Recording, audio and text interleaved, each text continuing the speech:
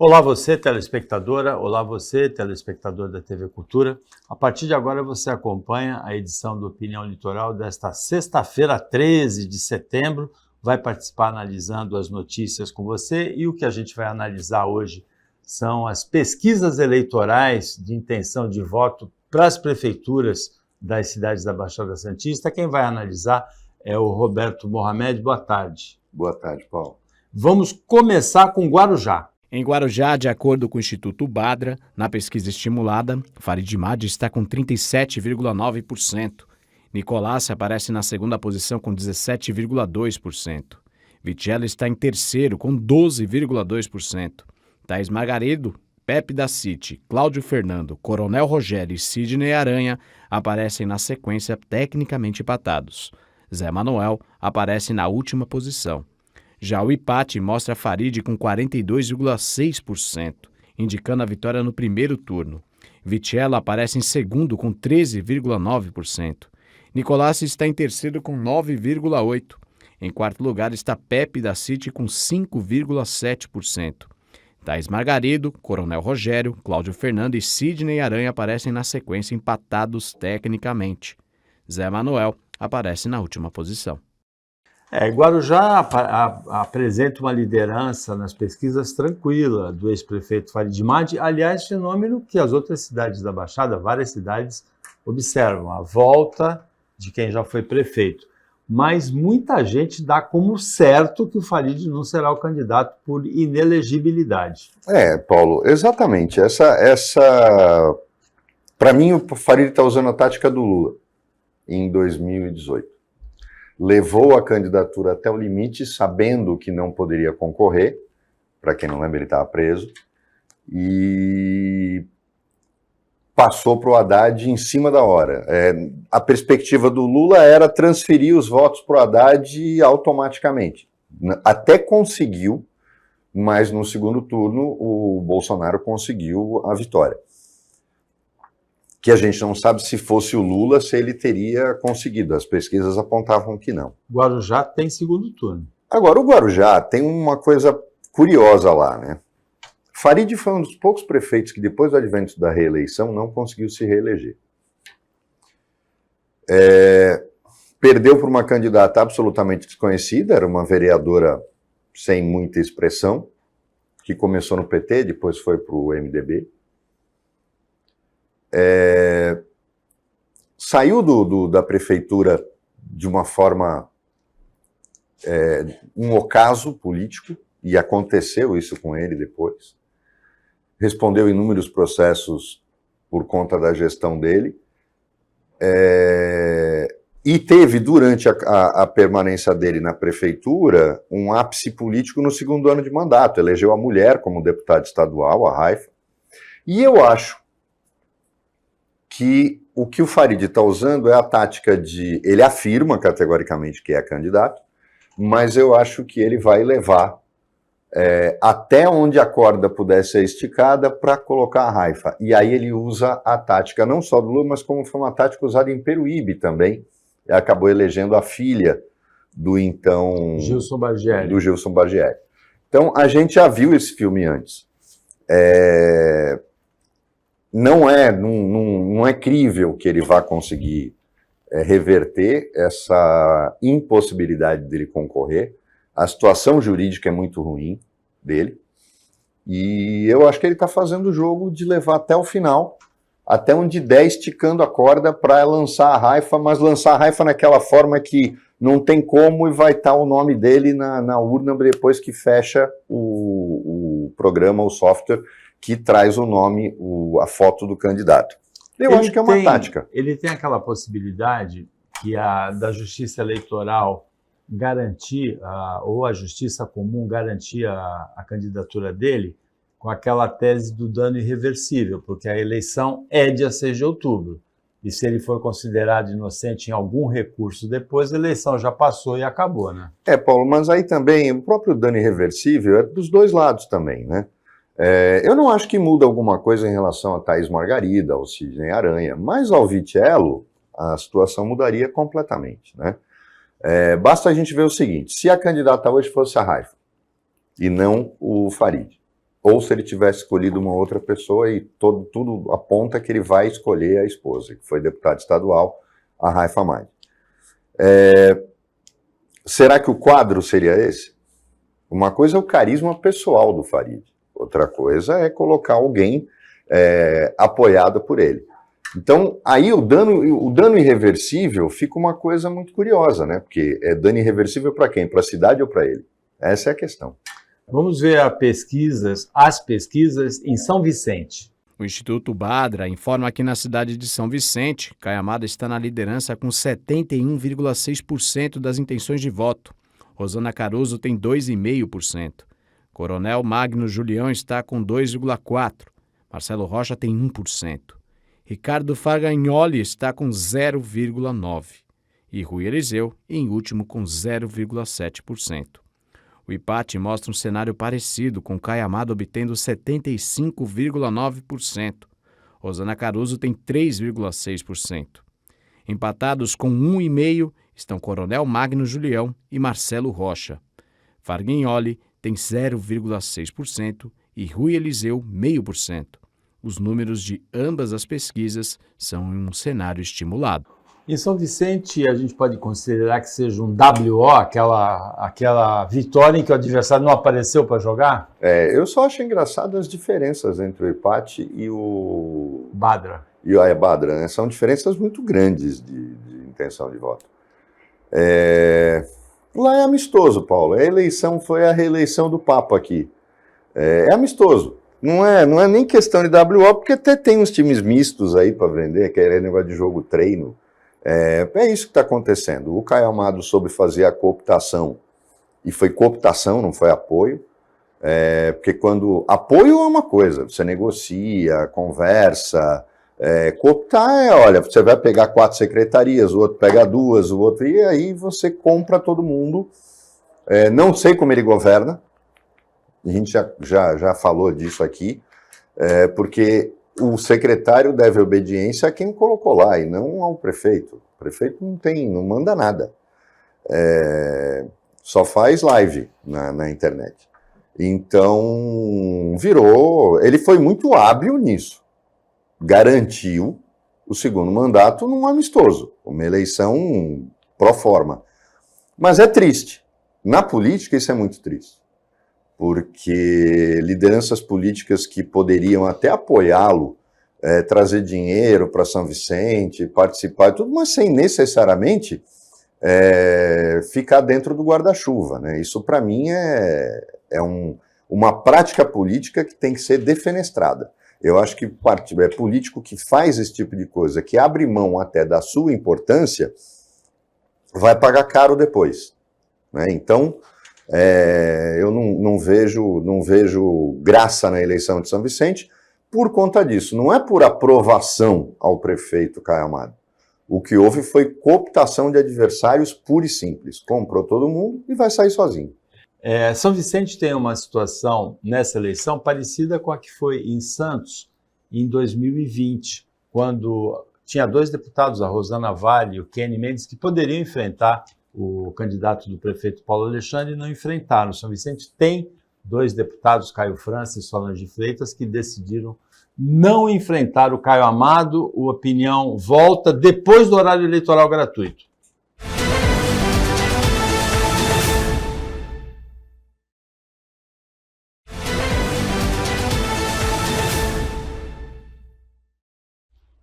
Voltando com o Opinião Litoral desta sexta-feira, em que a gente está analisando pesquisas que foram feitas em relação à intenção de voto nas cidades da Baixada Santista. Em Cubatão, o candidato do prefeito Ademário, o César, tem 33,5% das intenções de voto. Cubatão só tem primeiro turno. O candidato Rodrigo Alemão tem 20,2%, ele é do PSB. O Dr. Paiva, o candidato do PL, tem 12,2%. O Toninho Vieira tem 8% e o Carlos Gilberto de Freitas tem 1%. Então, uma liderança, assim, pouco ameaçada, né, do candidato do prefeito Ademário, o César. Eu acho que é um pouco surpreendente ele ter mantido essa diferença, e eu acho que não há ainda de forma clara o reflexo do apoio do PT à candidatura do Rodrigo Alemão, Paulo. A Márcia Rosa, ela estava sempre em terceiro ou quarto lugar, e aí, a partir do momento que o PT apoia o Rodrigo Alemão, o que se esperava era que esse apoio viesse se traduzindo em intenção de voto, porque isso aqui já é o que ele mais ou menos tinha antes do apoio. Eu acredito que a próxima pesquisa, aí sim, vai poder apontar o reflexo do apoio, até porque, se a gente olhar o candidato do Bolsonaro, que é o Paiva, em Cubatão foi a única cidade da Baixada que o Lula ganhou, que o Márcio ganhou, e é uma cidade que... E o Haddad, quer dizer, segue uma curva à esquerda, e embora o César, como o Ademário, mantenha aquela neutralidade do PSDB, eu acho muito difícil que não haja também um reflexo dessa tendência de Cubatão a ser a cidade mais à esquerda na eleição. Eu acredito que quando houver a consolidação do apoio dos candidatos a vereador do PT, da própria Márcia Rosa e do PT como um todo à campanha do Rodrigo Alemão, e principalmente o Márcio e o Lula entrarem na campanha, se é que eles vão entrar, o Márcio eu acredito que sim, mas o Lula a gente não sabe. Ele escolheu algumas cidades onde ele vai fazer realmente a diferença. Mas o Rodrigo Alemão também tem o apoio expresso do Paulo Alexandre Barbosa, né, deputado federal. Então a gente não pode esquecer que a eleição de Cubatão, como é em turno único, vai ser, na minha opinião, vai ser decidida mesmo em cima da hora. Era espantoso que você tenha um candidato que não consegue... Cubatão, como é que... E isso acontece como reflexo nas outras cidades também. Como você não tem TV e você não tem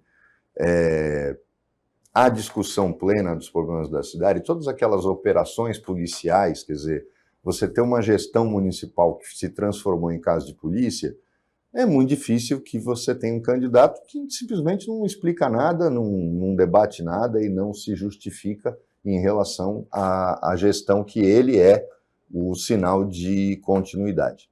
E a gente vê uma coisa, digamos que se a eleição fosse hoje, você ia ter uma cidade dessa, por isso que eu bato na tecla do segundo turno, não levando em conta apenas a população ou o número de eleitores, mas levando em conta também o orçamento da cidade, ou seja, o PIB da cidade. Isso já passou da hora. Tem que haver essa mudança urgente, Paulo. É inacreditável que uma cidade com o orçamento de Cubatão e com o tamanho de Cubatão possa ter um prefeito eleito com 30% dos votos. Eu acho que tira a legitimidade e não dá a ninguém carta branca para fazer o que bem entende. Pelo menos essa é a minha posição. Olha, o candidato do prefeito, o César, o prefeito é do PSDB, o Ademário, e o César é do PSD, o partido do Kassab, mas tem o apoio, é o candidato do prefeito Ademário, que tem uma rejeição muito alta, né? O prefeito de Cubatão tem uma rejeição na casa de 70%. Em Bertioga, a situação que a pesquisa Badra, feita entre 2 e 6 de setembro, mostra a seguinte: Marcelo Vilares, o vice-prefeito, tem 46,3%, ele tem mandatos de vereador também. O Matheus Rodrigues tem 29%, que é considerável, mas é bom a gente lembrar que também não tem segundo turno. E o Valdizar Albuquerque tem 1,1%. Aí Bertioga é um outro caso, por exemplo. Esse é uma cidade que a questão de ter ou não segundo turno, pelo tamanho do orçamento, tamanho da cidade, população, nem justifica. É uma cidade pequena, a maior fonte de renda de Bertioga são os condomínios. Então eu não vejo muita necessidade de haver segundo turno. E vai praticamente ser vai chegar perto de metade dos votos o candidato que é o atual vice-prefeito, não tem novidade nenhuma. Não é uma cidade onde você tenha muitas disputas políticas, desde a autonomia de Bertioga, ela alternava entre duas pessoas, dois prefeitos, que iam e voltavam, muito parecido com Cubatão, nos anos 70. E eu não vejo lá grande novidade. O Caio Mateus foi um prefeito que tocou obras, fez uma opção de reurbanizar a cidade, foi feliz nisso, não faltou verba, não faltou boas relações com o governo do estado, por ser uma instância turística, e ele conseguiu garantir tanto a reeleição quanto a eleição, na minha opinião, folgada do seu sucessor. Que é do União Brasil, o Marcelo Vilares, candidato que lidera a pesquisa em Bertioga e é o candidato do prefeito Caio Mateus. Em Peruíbe, o líder na pesquisa é o ex-prefeito também no começo do século, Gilson Bargelli, que o Mohamed já citou aqui, ele é do PL, ele teve a filha Milena Bargelli, também prefeita de Peruíbe. Em segundo lugar, ele tem 40,7% na pesquisa Badra, feita no começo desse mês, entre 2 e 6 de setembro. Felipe Bernardo tem 27,5%, Emer tem 12,3%, e o médico Dr. Bruno tem 3,6%. Parece uma eleição também encaminhada essa. Aí não tem nem dúvida. O Gilson é muito forte em Peruíbe, a ponto de ter colocado a filha dele na prefeitura, que nunca fez política na vida, quando ele foi impugnado. O Gilson é aquele político do litoral, o caiçarão, o cara que fala com todo mundo. É muito difícil, o estilo dele é muito fácil para a política local e em cidades que têm as necessidades que Peruíbe tem, como de resto as cidades ali do litoral sul. Então acho que é uma eleição que está na barbada, porque dessa vez não tem impugnação nenhuma, não tem risco de que ele não saia candidato. Acho que é uma eleição tranquila e uma volta do Gilson à prefeitura de Peruíbe. Situação parecida com a de Mongaguá, onde o Paulinho Viazovski, que conseguiu juntar o PL e o PT, apoiando a candidatura dele, lidera com 35,8%. Ele tem um adversário bem mais próximo do que o Gilson Bargelli tem em Peruíbe. O Rodrigo Casabranca tem 30,7%, o Paulinho tem 35,8%. Participam também candidatos Rafael Redó com 14,7% na pesquisa Badra entre 2 e 6 de setembro, e a doutora Márcia com 1,9%. Aí é uma questão de... Eu não acho que é por habilidade política que ele uniu, fez uma aliança incompreensível, PL e PT. É muito mais pelo poder de cooptação e pela figura pessoal dele. O Paulinho, um cara que já foi impugnado, já foi processado. Talvez seja o destino de Mongaguá, que já teve prefeito empichado também, destituído. É triste. Quando eu falo aqui, às vezes eu sei que o pessoal lá não gosta, né? Mas se a existência de Mongaguá como município só beneficia esse tipo de político que Mongaguá cria. Porque se a cidade...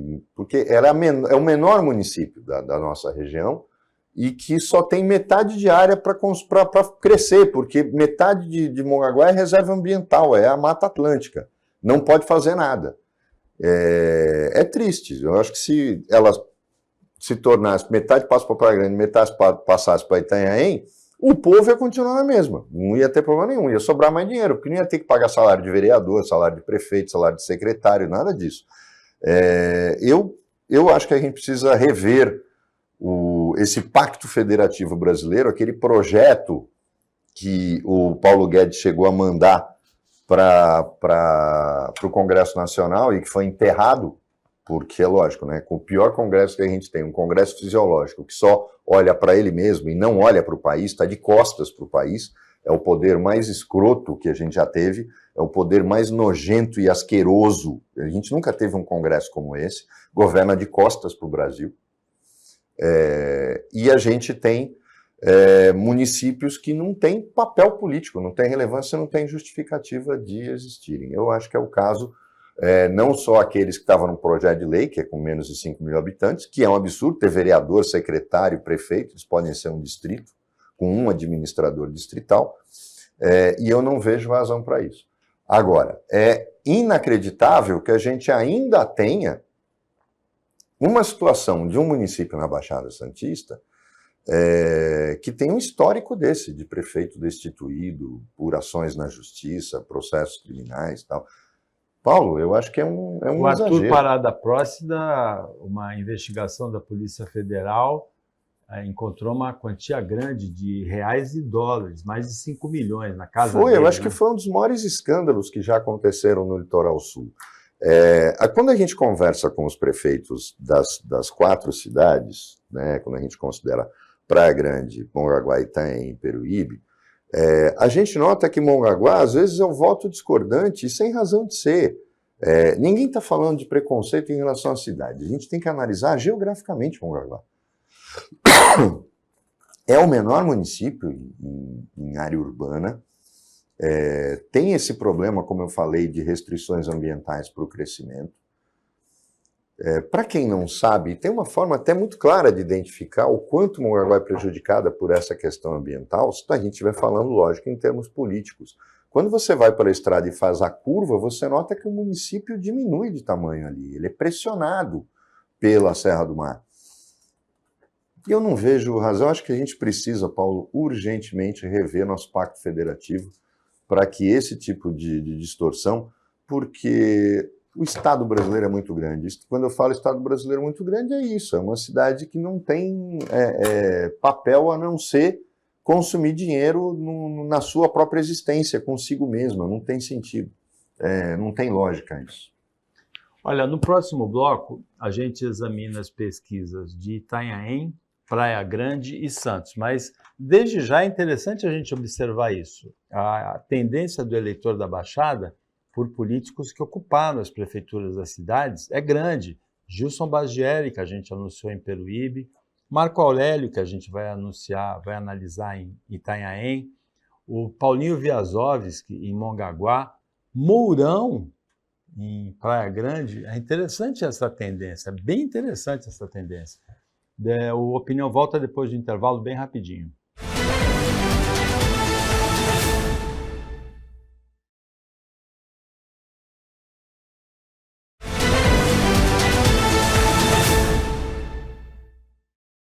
Voltando com o Opinião Litoral desta sexta-feira 13, Roberto Mohamed analisando as pesquisas de intenções de voto, a situação política das cidades da Baixada Santista. Mohamed, em Itanhaém é uma situação parecida com a que a gente... A Itanhaém é uma situação ao mesmo tempo parecida da volta, mas tem uma particularidade muito interessante na eleição de Itanhaém. O prefeito Forcel se elegeu e se reelegeu. Ele lançou o Marco Aurélio, que se elegeu e se reelegeu. O Marco Aurélio lançou o Thiago Cervantes, que se elegeu e tenta se reeleger, enfrentando agora o Marco Aurélio, que lançou o Cervantes, e o Forcel, que lançou. Então, os três estão brigando nessa eleição. O Marco Aurélio, do PL, tem 30,8%, o Thiago Cervantes, do PSD, do partido do Kassab, PSD de dado, tem 20,7%, e o Forcel tem 11,2%. Então, o primeiro criador, está em dificuldades, o Forcel, já veterano, né? O Silvinho Investigador, que veio aqui, tem 8,9%, e a professora Poliana tem 7,8% pela Badra, 2 e 6 de setembro, 1.063 eleitores ouvidos, todos têm porcentagens significativas, né? É engraçado lá que o negócio, primeiro, que está embolado. E segundo, tem ainda, para embolar mais ainda, a questão da impugnação ao Marco Aurélio, que está na frente, 10 pontos à frente do Thiago. Mas é muito curioso o que acontece em Itanhaém. O criador e suas duas criaturas. Né? A justificativa do discurso do criador, que é o Forcel, é justamente a de que eles destruíram o legado dele. Mas ele esperou 3 mandatos para falar isso, né? 4, né? Não, 3, 5, 2, não, 3. 2 do Marco Aurélio e 1 do Thiago. 5 seria contando os 2 dele. Ele poderia ter se indignado logo que o Marco Aurélio, que parece que a indignação dele é maior com o Thiago do que com o Marco Aurélio. Mas você vê, porque Itanhaém é uma cidade muito curiosa, né?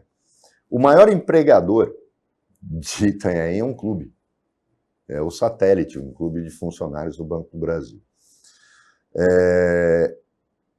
Uma cidade assim, que tem uma área rural enorme, eu acho que é a maior cidade que tem área rural da nossa região.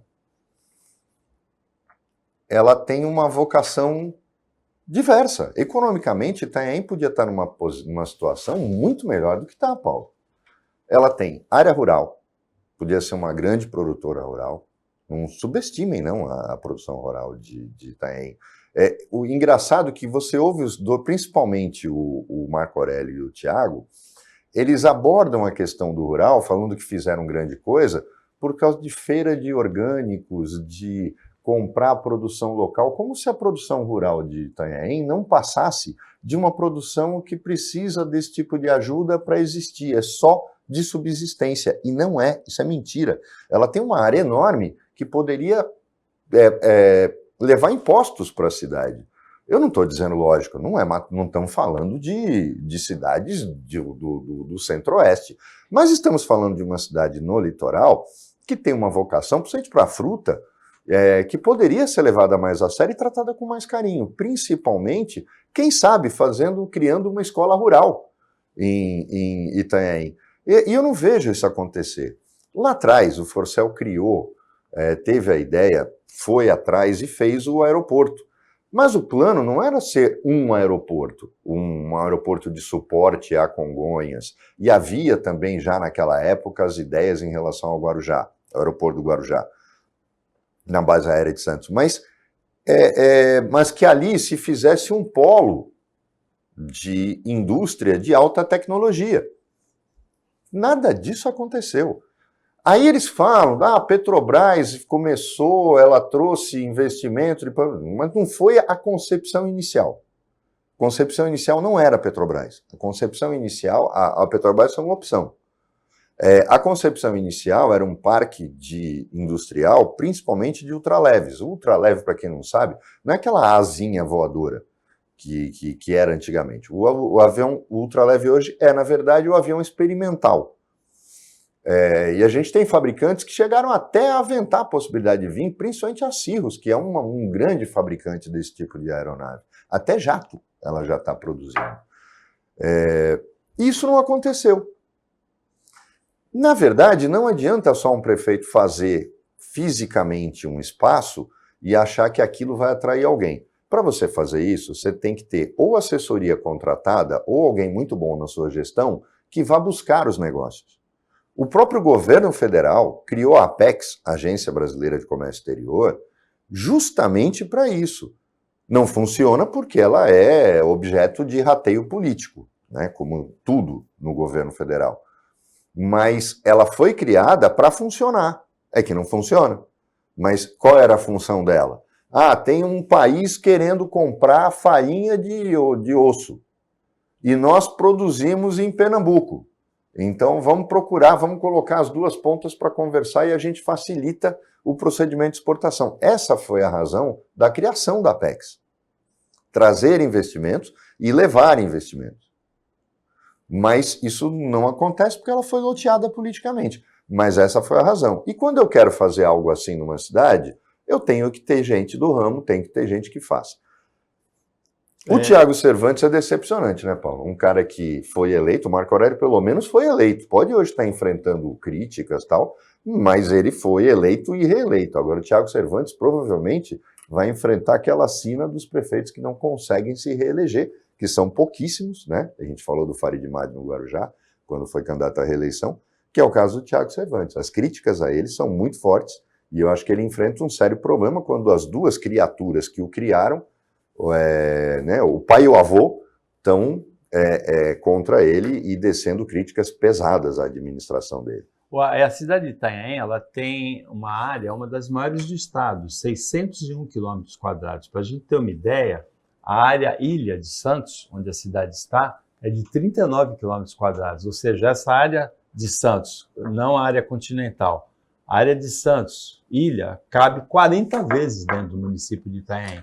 É o município que tem uma maior área entre a Serra do Mar e o mar, né? É o oposto de Mongaguá, que tem a menor área entre a Serra do Mar e o município, Itanhaém abre e tem uma área rural enorme, Paulo, e que tem um solo muito bom e que pode, principalmente para fruta, poderia ter investimento se tivesse tido prefeitos que fossem atrás disso.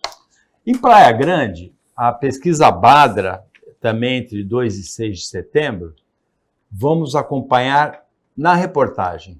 Na Praia Grande, os números estimulados da pesquisa Badra mostram o deputado federal Alberto Mourão na liderança com 55,8%. Em segundo está Danilo Morgado com 10,8%. Dr. Lissandro ocupa a terceira posição com 5,7%. Pai Robles tem 1,4% e Danilo Sugoi está com 1%. O IPAT também mostra Mourão na liderança com 65,8%. Danilo Morgado tem 14,3%. Dr. Lissandro está com 6,8%. Danilo Sugoi tem 1,6%. E Pai Robles tem 0,1%. Seria o Mourão, se eleger, o que parece praticamente certo, vai para o 6º mandato. Qualquer dia o Mourão vai estar no livro Guinness dos recordes, né? Como um dos prefeitos com mais mandatos no mundo, né? Não sei se há, mas parece também com São Vicente, WO, né? Sim, mas lá é diferente, né? Vamos colocar as diferenças. Lá isso é reflexo da figura. Não, da figura do Mourão na cidade. Obra, ele né? se impôs sobre a cidade isso, como prefeito. Ele transformou. O Mourão tem uma história. Se coloca até Praia Grande antes do Mourão e depois do Mourão. A MDM.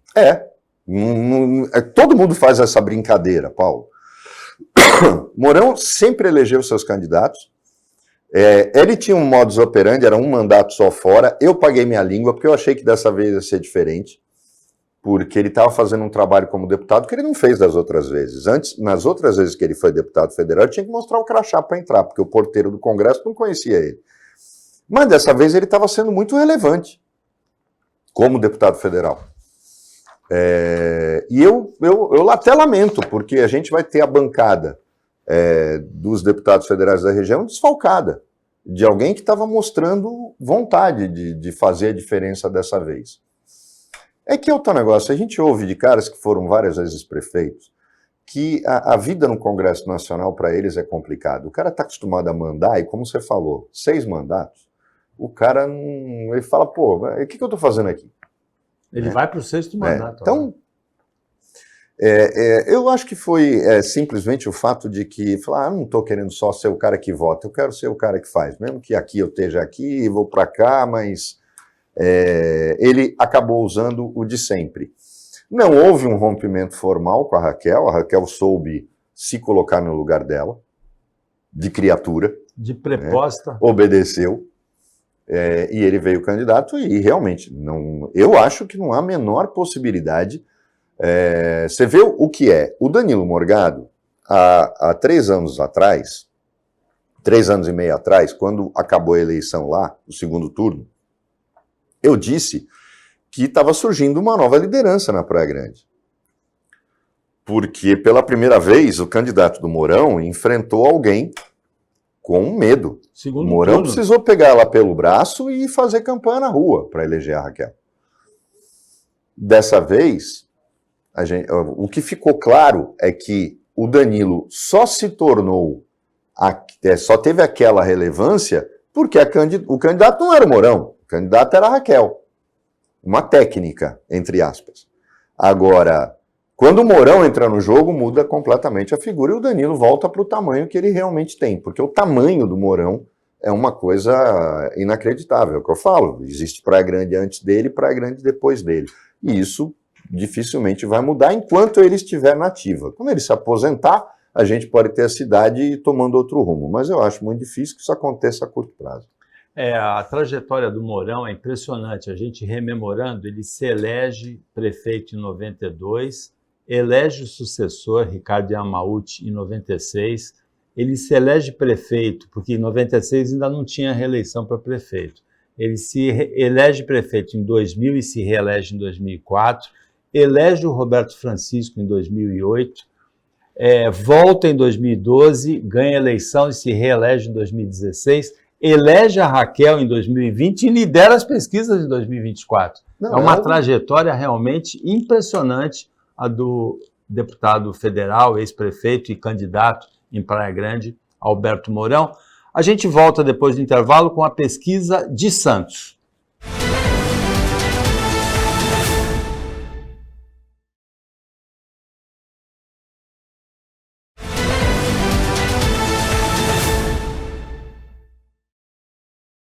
Voltando para o último bloco do Opinião desta sexta-feira, a cidade que ficou para a gente analisar nesse último bloco é a cidade de Santos, que tem pesquisas também, mais de uma pesquisa.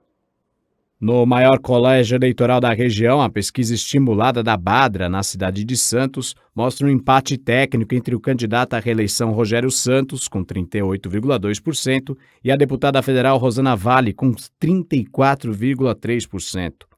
Thelma de Souza está na terceira posição com 10,4% e Nando Pinheiro, 0,5%. O empate também mostra um empate técnico, mas com Rosana à frente, com 35,9%. Rogério tem 33,7%. Thelma ocupa a terceira posição com 16,3% e Nando Pinheiro tem 1,1% das intenções de voto.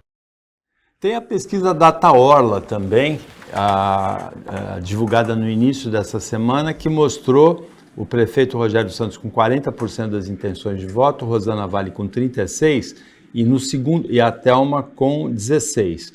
No segundo turno, a Thelma com 13%. No segundo turno, o Rogério iria para 50% e a Rosana para 39%.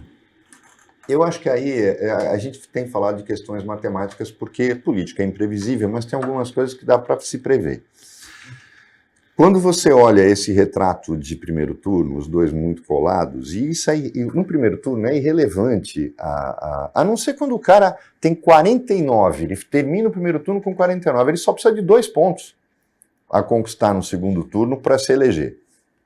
Mas quando você está pau a pau, é irrelevante quem vai chegar em primeiro, quem vai chegar em segundo. O importante é o segundo turno. O Haddad chegou em primeiro no turno, tomou uma goleada no segundo turno.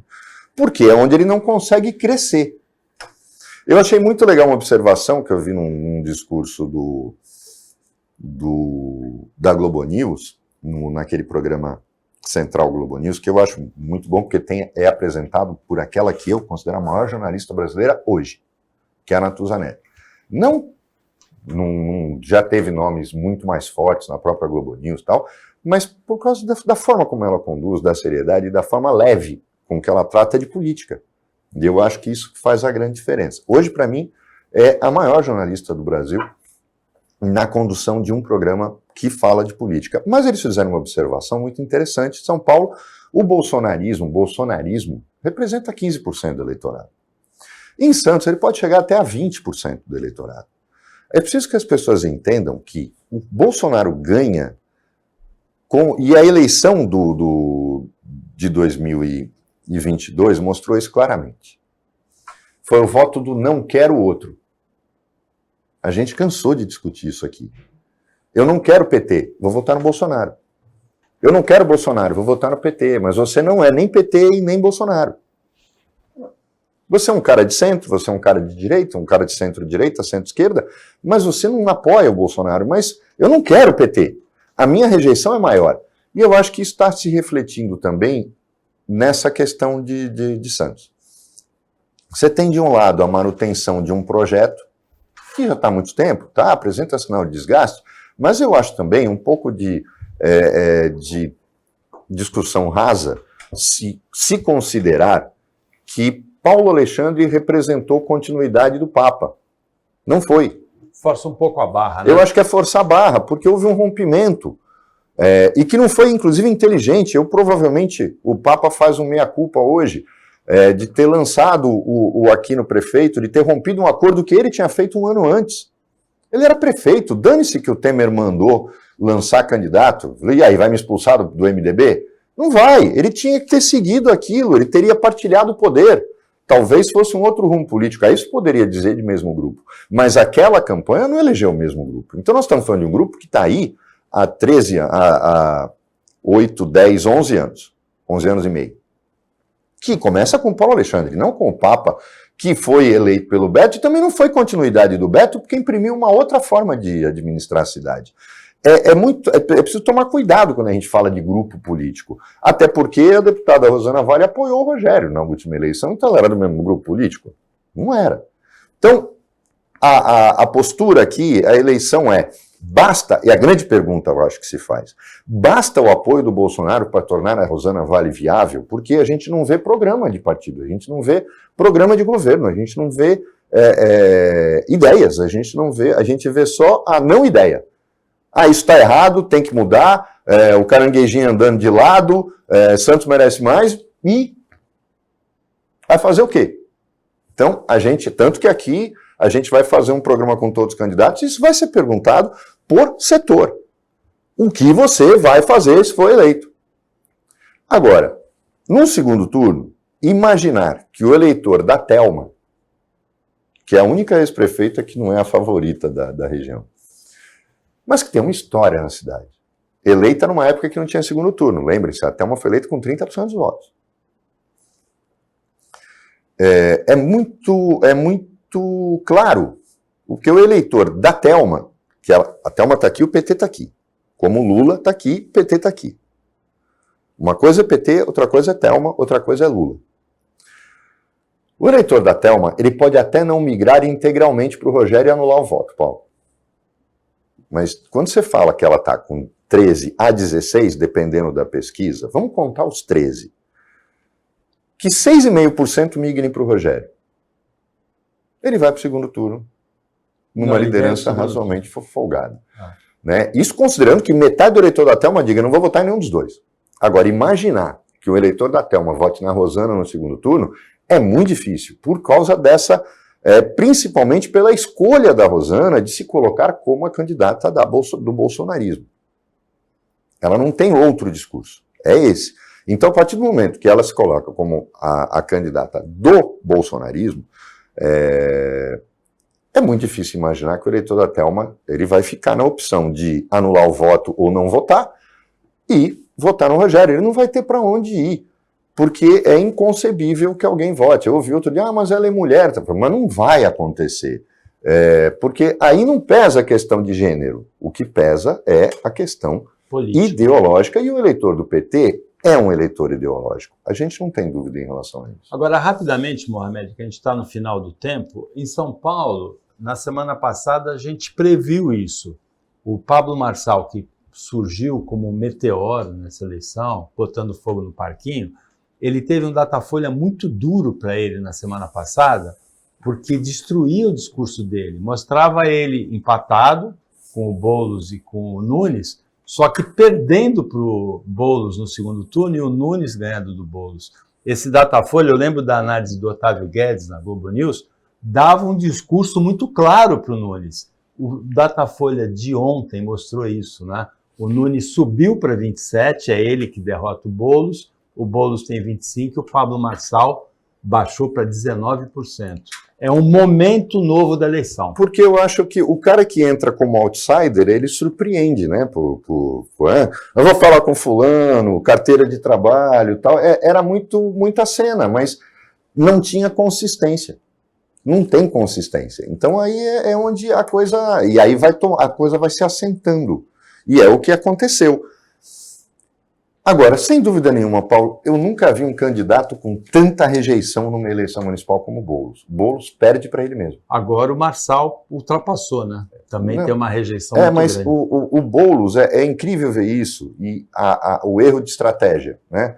Que foi o preço da eleição de 2022. Dentro de um partido de esquerda, quer dizer, aqueles cálculos, escolher o Haddad ao invés do Márcio... levando em conta o primeiro turno e não o segundo, em que o Haddad em todas as pesquisas perdia para todo mundo. Já era óbvio. É a burrice do PT no planejamento estratégico de uma eleição como um todo. E isso aconteceu em São Paulo. Colocou um candidato, não adianta colocar Marta Suplicy como vice. O Boulos eu nunca vi um candidato ter tanta rejeição contra ele. Ele perde literalmente para ele mesmo. Nós estamos chegando ao final da edição desta sexta-feira do Opinião, que é uma edição de despedida minha aqui no comando do programa, na apresentação do programa. foram 4 anos, quase 8 meses, quase 5 anos de comando. Então, uma experiência profissional muito rica, muito boa, levo boas recordações. Eu agradeço a confiança da família Zaidan, agradeço o trabalho da equipe técnica, dos jornalistas que acompanharam o Opinião nesse período em que ele se consolidou aqui. Agradeço a participação de todos os comentaristas, a parceria do Roberto Mohamed, que acreditou no projeto desde o início. Fiz grandes amigos aqui. A partir de segunda-feira, o comando é do jornalista Francisco La Scala, a quem eu desejo muito boa sorte e muito boa sorte ao Opinião também, que ele continue no caminho dele. Fiz grandes amigos aqui e para todos, e para você telespectadora, e para você telespectador, uma frase que eu vou roubar do Nilson Regalado, jornalista: nos vemos no futuro. Eu estava fazendo as contas, eu acho que dá uns 20 anos aí, porque nós fizemos 4 rádios diferentes, 2 emissoras de TV alternando, com 2 programas diferentes, o Opinião e o Notícias em Debate. Depois o Paulo coordenou o jornalismo da TV Brasil e tinha o jornal lá também. Uma campanha política, a gente tem uma história aí de 20 anos que não pode ser negada, e é curioso, a gente está fazendo essa troca de comando com outra pessoa que também passou pela Opinião, tinha passado também pelo Notícias em Debate, onde o Paulo passou e eu trabalhei com ele.